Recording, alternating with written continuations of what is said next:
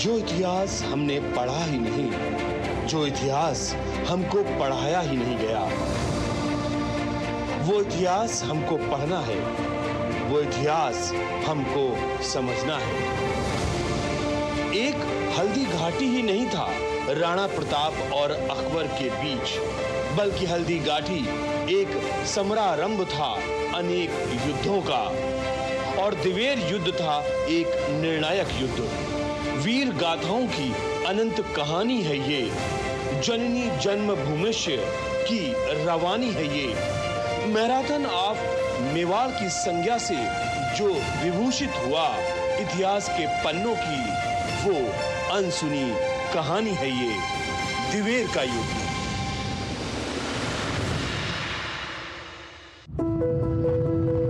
Marathon of Mewar, Diver की वो जगह जहां पर निर्णायक युद्ध लड़ा गया महाराणा प्रताप और अकबर की सेना के बीच में। बहुत ही पवित्र, पाक और एक ऐसा स्थल जो आपको अपने पूर्वजों के प्रति, अपनी शौर्य और वीरता के लिए जाने जाने वाले महाराणा प्रताप के प्रति न केवल श्रद्धा भाव से भर देगा, बल्कि जन्मभूमि के खातिर, उसकी रक्षा के खातिर कोई क्या कर सकता है, उस प्रेरणा से या उस घटना से आपको ऊर्जान्वित भी कर देगा।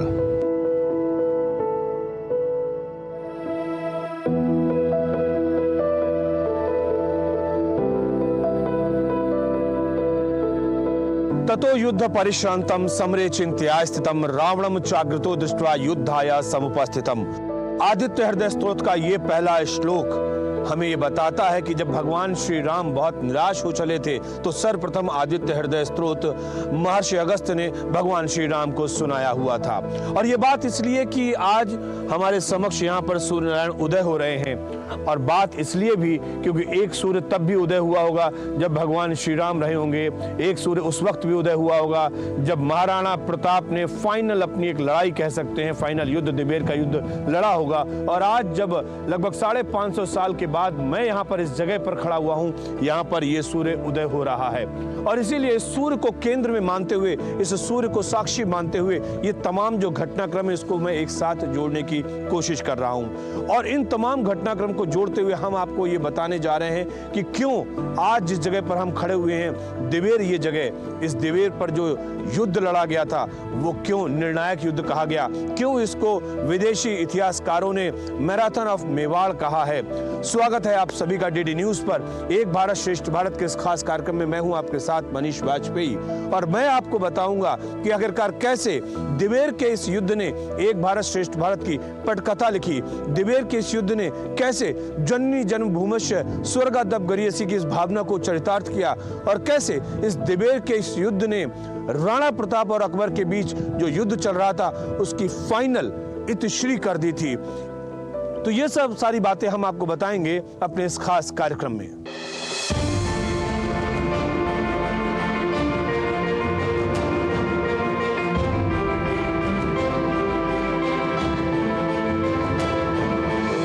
इतिहास को अगर समझना होता है तो साक्ष्य और सबूतों के साथ हम समझते हैं, और कुछ हम ज्योग्राफिकल लोकेशन या जो भौगोलिक स्थिति है उसके हिसाब से भी हम समझते हैं। और जब हम दिवेर की बात करते हैं, दिवेर के युद्ध की बात करते हैं, तो हम ये समझने की कोशिश करते हैं कि आखिरकार इस जगह पर युद्ध कैसे हुआ था, क्यों ये जगह चुना गया होगा। मतलब ये सारी चीज़ें मन मस्तिष्क में आती है, और ये स्वाभाविक सी प्रक्रिया है कि मुझे लगता है कि ये ऐसा होना स्वाभाविक भी है।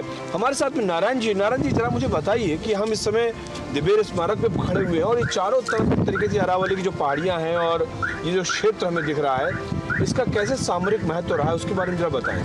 दिवेर का रणनीतिक महत्व इसलिए समझ में आता है, सामरिक महत्व जी, कि दिवेर जिस स्थान पे ये खड़े हैं ये ऐसी पहाड़ी है जो ऊंचाई पे है, और उस ऊंचाई पे रहते हुए दूर दूर तक और सामने वाले पे निगाह रखी जा सकती है। और इस नाते जो है बाद में मुगलों ने यहाँ अपनी एक महत्वपूर्ण चौकी जो है वो थाना स्थापित किया था। अब आप देखिए कि ये सामने उत्तर है, हम जहाँ से उधर से आ रहे थे तो अजमेर जो है से जो भी अभियान होगा तो उसको जो है सामने की तरफ है, तो उत्तर की तरफ से जो है, और पश्चिम की तरफ ये मारवाड़ क्षेत्र आ गया।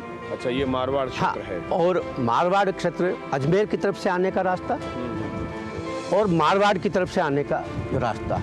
एक तरफ हमने देखा ये मारवाड़ का इलाका, दूसरी तरफ हम देखते हैं सामने उत्तर की तरफ ये अजमेर का इलाका, अजमेर का क्षेत्र। और दोनों की तरफ से हाइट पे हम इस समय यहाँ पे, और इसको 180 डिग्री धीरे धीरे करके अगर हम पैन करते हैं तो ये वाला जो इलाका जो आप बता रहे हो, ये कौन सा, ये दिशा कौन सी? ये हमारा मेवाड़ क्षेत्र, उसके पहाड़ों के पीछे पूरा मेवाड़ क्षेत्र आ जाता है। अच्छा, हाँ, जिसमें कि आगे चल के और देवगढ़ और आमेट और ये पूरा क्षेत्र उसमें शामिल हो जाता है। अच्छा, देवगढ़ और आमेट ये पूरा 180 डिग्री पर ये शामिल होता है। हाँ, उस तरफ से जो है ये आता है। और जब हम दक्षिण की तरफ जाएंगे तो ये उदयपुर का तरफ का मार्ग है। उदयपुर का, ठीक ठीक। और इन मार्गों के बीच में सर्वाधिक ऊंचाई पे हाँ, और दिवेर स्थित है। और यहाँ से आप देखेंगे तो यहाँ से लगभग 40 किलोमीटर एक घोरम घाट की पहाड़ी है, 10 मिनट बाद आपको वो नजर आएगी। इसी प्रकार पश्चिम में और एक रेल मार्ग चलता है जो 70 किलोमीटर दूर है, और वो चलता है मारवाड़ जंक्शन से फालना होते हुए। शाम के समय वहाँ से जो है ट्रेन चलती हुई यहाँ से दिखती है, इस जगह से दिखती है। ये भी मान्यता है कि बहुत अच्छा यदि मौसम हो और ऊपर जाने पर कुंभलगढ़ का दुर्ग का भी छोटा छोटा दृश्य यहाँ से दिखता है। तो इसके इस प्रकार का ये जो है ना एक रणनीतिक महत्व का स्थान, बहुत ऊंचाई पे होने पर, और यहाँ पर खड़े रहकर और चारों तरफ से जो है और शत्रु की सेना पर निगाह रखी जा सकती है। मेवाड़ के सामरिक महत्व को समझना होगा तो खास तौर से 4 दर्रे बड़ा महत्वपूर्ण हैं, और वो 4 दर्रे इसलिए बता रहे हैं कि आने का पैसे, दर्रे का मतलब एक ऐसा सकरा गलियारा जिससे कि आप मेवाड़ के अंदर एंट्री कर सकते हैं। इन चारों दर्रों का जरा जिक्र करें आप नारायण जी। मेवाड़ में को यदि आधिपत्य में लेना है या मेवाड़ की रक्षा करनी, यदि हमने 4 दर्रे हमारे सुरक्षित कर लिए तो मेवाड़ की सेना प्रवेश नहीं कर सकती। और पहला जो है उत्तरी दिशा में, मेवाड़ के उत्तरी दिशा में, और दिवेर का दर्रा है ये। उसके बाद पश्चिमी दिशा में देशुरी नाल है। उसके बाद ठीक उत्तरी दिशा में देवल की नाल है जो कि डूंगरपुर के पास आ गई है। और हमारा पूर्वी दिशा में जो है देबारी का नाल। ये 4 जो है हमारे दर्रे महत्वपूर्ण होते हैं। यदि इन 4 दर्रों पर हमने निगाह रख ली तो शत्रु प्रवेश नहीं कर सकता।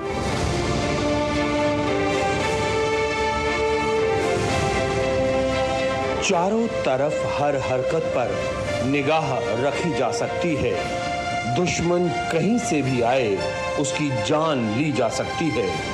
अतीत में भी यही खासियत थी इस जगह की, और आज भी यही खासियत, या यूं कहें अपनी कहानी बयां कर रहा है दिवेर का ये स्मारक।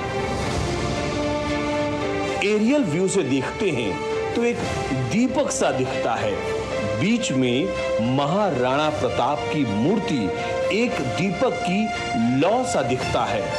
कुछ गौर से अगर देखें तो फिर वीरता का वो प्रतिमान भी दिखता है।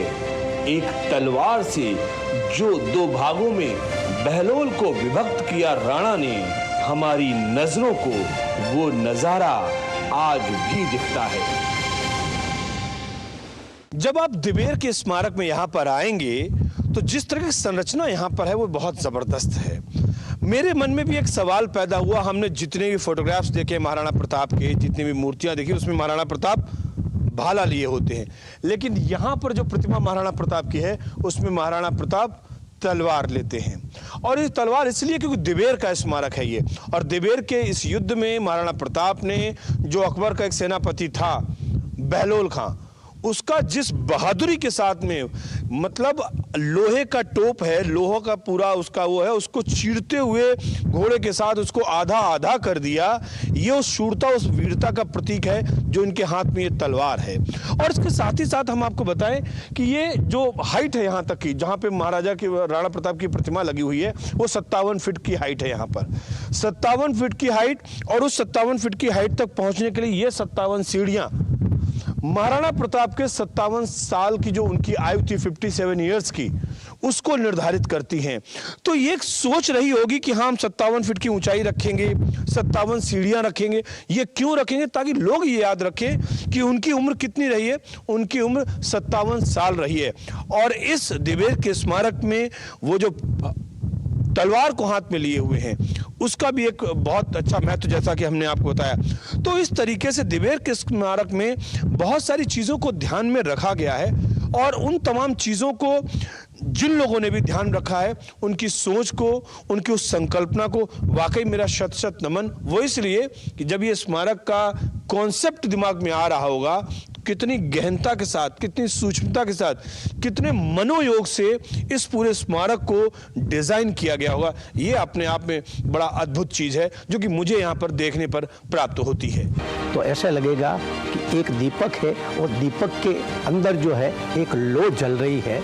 इसी प्रकार का इसका स्थापत्य है कि मेवाड़ का जो है स्वातंत्र्य समर वो सदैव प्रज्वलित रहा, कभी बुझा नहीं।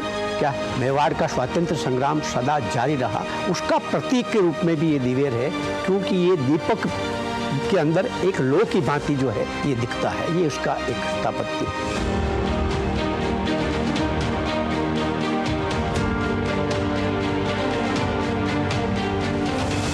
दिवेर के स्मारक पर हम मौजूद हैं और हमारी ये खुशनसीबी, मैं सौभाग्यशाली हूं कि मैं इस समय शत्रुंजय सिंह जी के साथ में हूं, चूँकि चूड़ावत परिवार से आते हैं और यहाँ के स्थानीय हैं, और जाहिर सी बात है जब हम दिवेर की बात करते हैं तो इनसे जानना बहुत बेहतर है, क्योंकि इन्होंने भी अपने पूर्वजों से बहुत सारी चीज़ें सुनी होंगी, जानी होंगी, समझी होंगी।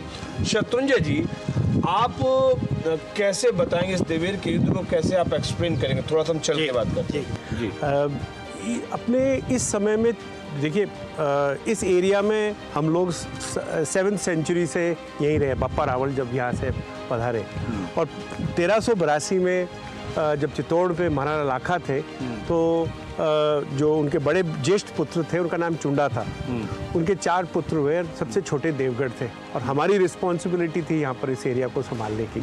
तो क्या हुआ कि हम इस एरिया में, हमको 16 जो उमराव थे उनमें से एक हम लोग थे। ठीक है। तो हमारी रिस्पॉन्सिबिलिटी, उमराव का मतलब क्या माने हम लोग? चीफ्टन, जैसे उनकी रावत की पदवी मिलती थी। ठीक है। और आपकी ये रिस्पॉन्सिबिलिटी थी महाराणा को प्रोटेक्ट करना। महाराणा जो थे वो एकलिंग जी के भक्त थे और वो जो एकलिंग जी नाथ जो थे वो हमारे राजा हैं। राजा हमारे, और ये जो महाराणा होते हैं वो उनके प्रोटेक्टर होते हैं, जो फॉलोवर, मतलब ठीक है, चीफ, और हम उनके फॉलोवर मतलब। तो 16 थे और 16 में से आपको रानी लक्ष्मी कुमारी जी का आपने नाम सुना होगा, चुनाव, वो मेरी दादी थी। अरे वाह जी। और मेरे फादर भी हिस्टोरियन रहे, तो हमको बचपन से इस एरिया में लाके हमको घुमाते थे और दिखाते थे पूरे एरिया को। तो 3 लड़ाइयाँ हुई। 1568 में चित्तौड़ में लड़ाई हुई, जिसमें उदय सिंह जी महाराणा थे, उनके बेटे थे प्रताप। दुख की बात ये थी कि उदय सिंह जी और प्रताप की इतनी बनती नहीं थी। तो उदय सिंह जी तो गढ़ में रहते थे, प्रताप जो नीचे रहते थे चित्तौड़ में। जब लड़ाई हुई, जब अकबर ने अटैक किया, तो उस समय चित्तौड़ एक ऐसी जगह पे, इसलिए का फिश, तो उसमें चारों तरफ से आप उस पर एक डेरा लगा सकते हैं और आपका खान पान सब बंद हो जाता है। तो कुछ दिन बाद में ये रियलाइज़ हुआ कि खान पान पानी सब खत्म हो जाएगा। तो उदय को, महाराणा उदय को और प्रताप को हमने अलग भेज दिया गया और हमारे पूर्वज पत्ता और जयमल ने रिस्पॉन्सिबिलिटी ली कि हम इसको लड़ेंगे। और मतलब वहाँ पर तीसरा जो साका हुआ वो वहाँ हुआ, उसमें अपने बहुत परिवार लोग काम आ गए। इसके बाद में जब उदय सिंह जी को अच्छा नहीं लगा कि मैं उस टाइम लड़ा नहीं, क्योंकि वो हट गए थे लड़ाई से, save the battle to fight another day concept. तो अब क्या हुआ कि ये लड़ाई उदय थोड़े दिन में नहीं रहे। प्रताप ने जब संभाला तो उस टाइम मेवाड़ बहुत वीक थी। अकबर ने सोचा ये समय अच्छा है, नेगोशिएट कर लें, बहुत लोगों को भेजा, पर प्रताप माने नहीं। वो स्वाभिमानी थे, वो मानते थे कि स्वतंत्रता की ये लड़ाई थी। तो प्रताप ने फिर हल्दी घाटी 1576 18 जून को लड़ी। और वो क्या किए कि जब वो नदी से ऊपर आए, नाथद्वारा होते हुए ऊपर चढ़े, तो हमने एक चिकन नेक चूज़ किया, क्योंकि हमारी फौज छोटी थी। और उस चिकन नेक पे मान सिंह जी की फौज अकबर के साथ में ऊपर चढ़ी।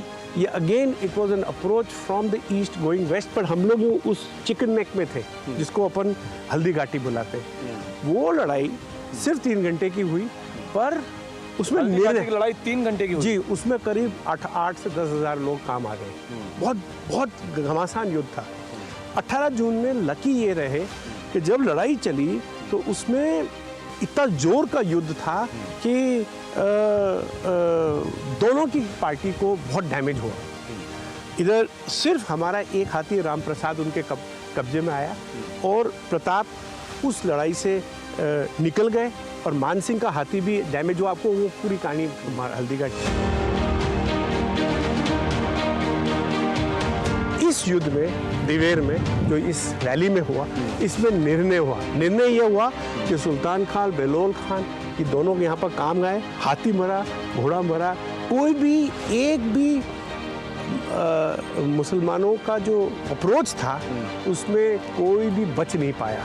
इसलिए इस युद्ध का डॉक्यूमेंटेशन दिल्ली में ज़्यादा नहीं हुआ और ये सिर्फ मेवाड़ की हिस्ट्री में लिखा गया, क्योंकि कोई भी पत्र वहाँ पर हल्दी घाटी में सब बदौनी और सब वहाँ थे, तो उन्हें खूब लिखा और इसका प्रचार हुआ। पर इस लड़ाई का प्रचार पर इसमें अपन को विजय मिली और दोनों ही जो उनके चीफ्टन थे, मतलब सुल्तान मारे गए, उनका हाथी भी मारा गया। मतलब ये हम कह सकते हैं कि दिवेर का युद्ध फाइनल और निर्णायक युद्ध था। अगर हम महाराणा प्रताप और अकबर के बीच युद्धों की बात करते हैं, जी हाँ, वो अगर एक समरारंभ था जिसको कि हम हल्दी घाटी का युद्ध कहते हैं, तो ये समर का अंत कह सकते हैं। हाँ, starting Chittor, starting from Chittor. इसलिए चित्तौड़ ने उसको बोला मैराथन और मेवाड़, क्योंकि लंबी लड़ाई चलती। वो जो कर्नल टोड इतिहासकार रहे उन्होंने मैराथन ऑफ मेवाड़ बोला है इसको। इन तीनों को।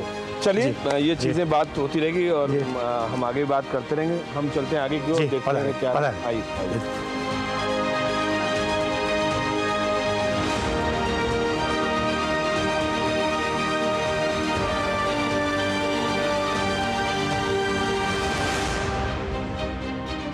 वैसे ये माना जाता है कि कोई भी बड़े कार्य यूं ही एक दिन में नहीं हो जाते और इस दिवेर के स्मारक को लेकर भी यही कहा जा सकता है। जब इसका शिलान्यास होता उससे पहले कई सालों से लगातार जो महाराणा प्रताप स्मारक समिति है, उनके यहाँ पे जो लोग हैं, उन लोगों ने लगातार इसके ऊपर मेहनत की, परिश्रम किया, एक रिसर्च कह सकते हैं, अनुसंधान कह सकते हैं, वो किया। उसके बाद इसका शिलान्यास होता है 2006 की अगर घटनाक्रम अगर हम देखें तो, और उसके बाद फिर इसका 3 साल के बाद में ये पूरा होता है और 2012 में जाके इसका लोकार्पण होता है। तो एक स्मारक के दृष्टिकोण से हम देख सकते हैं कि लंबा कालखंड रहता है और तब जाके कोई बड़ी चीज अस्तित्व में आ पाती है। ऐसी जानकारी लगातार हम आपको देते रहेंगे। फिलहाल एक छोटा सा ब्रेक लेते हैं और ब्रेक के बाद में तुरंत लौट कर आते हैं। कहीं मत जाइए आप, मिलते हैं बस इस छोटे से ब्रेक के बाद।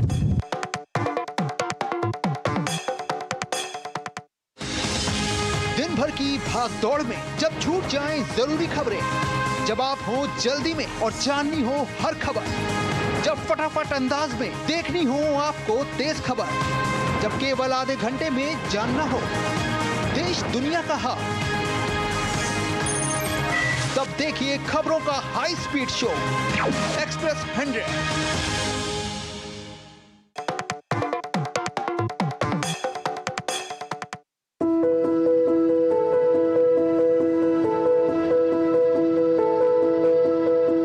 चारों तरफ अरावली से घिरी हुई ये पहाड़ियां और ये जंगल का इलाका। Welcome back. ब्रेक के बाद एक बार फिर से आप सभी का स्वागत है डीडी न्यूज पर। मैं हूं आपके साथ मनीष वाजपेयी। इस जगह जहां पर मैं खड़ा हुआ हूं, दिवेर का ये स्मारक अपने आप में कह सकते हैं कि सरकार और समाज के सहयोग, सामंजस्य और साथ का अप्रतिम उदाहरण है। और जब ये साथ जब मजबूत होता है तो समाज के सामने लोगों के लिए एक ऐसा उदाहरण प्रस्तुत हो जाता है जो कि रहती दुनिया तलक होता है। और ये दिवेर का स्मारक भी अपने आप में ही ऐसा स्मारक है। लगभग 2709 फीट की ऊंचाई पर हम यहाँ पर खड़े हुए हैं समुद्री तल से, और इस ऊंचाई पर यह दिवेर का स्मारक बना हुआ है। यह दिवेर का स्मारक अपने आप में बहुत कुछ कहानी बयां करता है और जब लोग यहाँ पर आते हैं तो बहुत कुछ सोचने पर वो भी विवश हो जाते हैं। इस स्मारक के माध्यम से हम घटनाक्रम की बात कर रहे हैं, हम स्मारक की बात कर रहे हैं और हम ये भी बात कर रहे हैं कैसे ये स्मारक लोगों के लिए प्रेरणा स्रोत बन रहा है।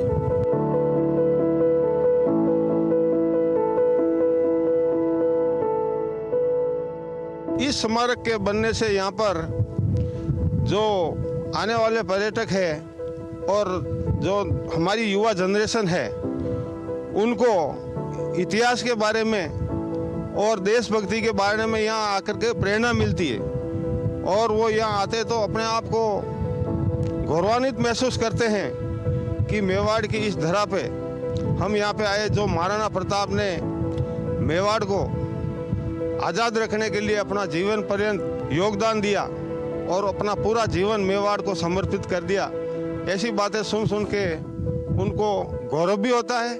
वो अपने आप को सबसे भाग्यशाली महसूस करते हैं कि हम ऐसी जगह पे आए जहाँ पे महाराणा प्रताप ने छोटी सेना के साथ में मुगलों का सामना किया और उन पे विजयश्री प्राप्त की। इस स्मारक को बनने से दिवेर ग्राम का नाम अपने भारत के नक्शे पे आ रहा है, विदेशों में भी जा रहा है। महाराणा प्रताप की वीर गाथा का प्रचार हो रहा है। हमें ये प्रेरणा ये दे रहा है कि आज के इस दौर में हर बालक छोटी छोटी असफलताओं से घबरा जाता है और कोई गलत कदम उठा लेता है। प्रताप ने कई युद्ध लड़े और हमेशा सफलता जब मिलती है आदमी को जब आप लगातार सतत प्रक्रिया लगातार जारी रखें। जब लोगों ने इतनी सहायता की, एक सामाजिक सहभागिता का इससे बड़ा कोई उदाहरण नहीं हो सकता है जिस युद्ध में, दिवेर युद्ध में जो सामाजिक सहभागिता का उदाहरण दिया जा रहा है। ऐसा उदाहरण वर्ल्ड में कहीं नहीं मिलता है कि सब मिलकर लड़े। प्रताप को यह एहसास हो गया कि जब तक हम मिलकर एक साथ नहीं लड़ेंगे किसी युद्ध को, हम विजय प्राप्त नहीं कर सकते हैं। बालकों के लिए ये एक बहुत अच्छा संदेश जब यहाँ आता है बच्चा तो देखता है तो पता चलता है कि किस तरह से अगर हम एक रहें और एक साथ हमारा उद्देश्य एक हो, हम सफलता प्राप्त कर सकते हैं। असफलता से हमें घबराने की आवश्यकता नहीं होती है और ये प्रेरणा हमें विजय स्थल ये देता है दिवेर। मेवाड़ की शान है ये और पूरे भारत की शान है, क्योंकि यहाँ पर महाराणा प्रताप जी ने मुगलों को बहुत ही बुरी तरह परास्त किया तथा अपना विजय परचम हिंदुत्व का झंडा पूरे भारत पर गाड़ दिया और यहाँ से मुगल सेना परास्त होकर वापस दिल्ली लौट गई और महाराणा प्रताप के लिए विजयश्री का एक बहुत ही उगता हुआ सूर्य उदय हुआ।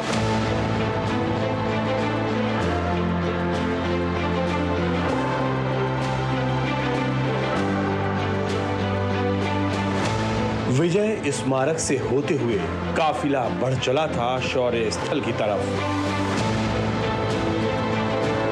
वो जगह जहां आमना सामना हुआ था राणा प्रताप और मुगल सेना के बीच।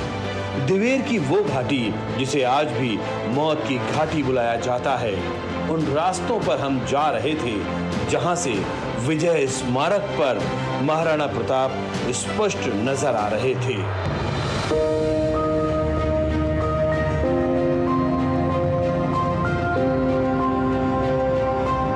हम निकल रहे हैं दिवेर घाटी से और दिवेर घाटी, जैसा हम आपको बता रहे हैं कि दिवेर घाटी की अपनी एक कहानी है और ये सामने जो आप देख रहे हैं वो स्मारक है और हम उस जगह पर जा रहे थे जहाँ पर दिवेर का दरअसल युद्ध हुआ था।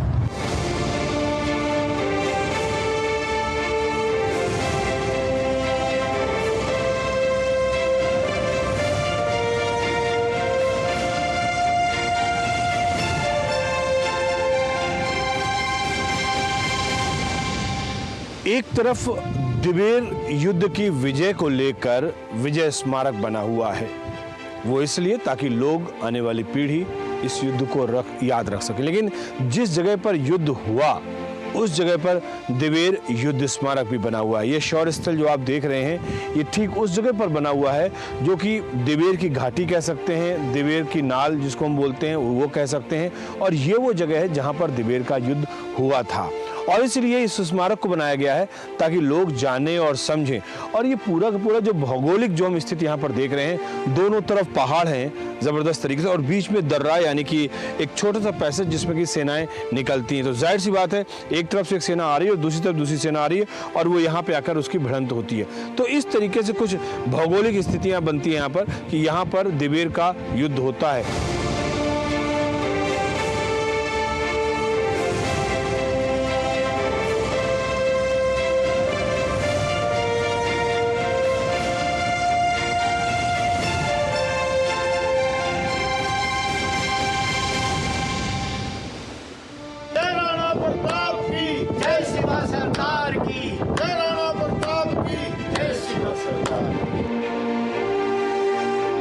मानव समाज और मानव सभ्यता के इतिहास में हमेशा इस बात को प्राथमिकता दी जाती है कि हम अपने आगे आने वाली पीढ़ी को क्या देकर जाते हैं, और ऐसे में ये दिवेर का स्मारक अपने आप में बड़ी महत्वपूर्ण भूमिका निभाता है, क्योंकि ये स्मारक हम शायद ना हो, लेकिन रहती दुनिया तलक ये स्मारक जरूर याद दिलाएगा कि हमारे पूर्वजों ने किस तरीके से मातृभूमि की रक्षा के लिए सर्वस्व न्यौछावर कर देने की भावना से वो युद्ध लड़ा जिसने भारत की दशा और दिशा को हमेशा के लिए बदल दिया। ये इस बात की भी गवाही देता है कि कैसे जन्म भूमि की रक्षा के लिए हम सब कुछ त्याग कर देते हैं। और इसलिए हम ये कह सकते हैं कि जब मैं यहाँ पर इस कार्यक्रम का निर्माण कर रहा हूँ तो मुझे तो बहुत गौरव की अनुभूति हुई, और मैं ये यकीन मानता हूँ कि इस कार्यक्रम को जब आप देखेंगे तो उसके बाद जरूर इस स्मारक पर यहाँ पर आने के लिए आप उतावले हो उठे होंगे, और जब यहाँ पर आएंगे तो आप भी गौरव की अनुभूति अवश्य करेंगे। फिलहाल इस कार्यक्रम में इतना ही। दीजिए मुझे मेरे कैमरा पर्सन रमाकांत शर्मा के साथ इजाजत, लेकिन इस वायदे के साथ कि फिर होगी मुलाकात। तब तक के लिए नमस्कार।